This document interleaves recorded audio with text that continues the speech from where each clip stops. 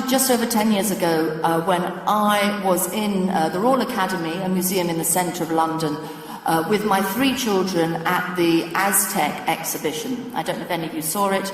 I had an older child and 2 younger children, twins, strapped in a pushchair, and one of my children, 3 years old, shouted, and I've never denied he shouted, "Monster, monster," at this statue which looked just like a monster. Had snakes for hair, a big beak for a nose, and I thought, this is fantastic. I've got a 3-year-old that's appreciating pre-Hispanic art. How good can it get? So I bent down and I said, yes, it looks just like a monster. And at that moment, a room warden came over, a gallery assistant came over and said we were being too noisy and threw us out. Wrong family.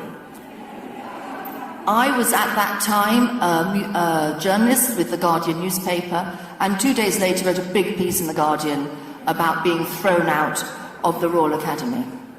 And what was really interesting was by the end of that day, we had at the paper over 500 emails from other families saying, museums aren't working for us, let's try and make it work.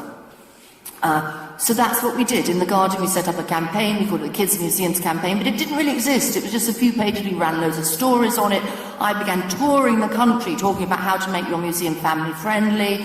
I was a journalist. I was called in to see the then director of the National Gallery in London. I'll never forget this moment, when he called me in and said, we really like this Kids and Museums campaign, and we've been talking on our board about it, and we have some ideas of how we might work together, and I'd like you to take them back to your team.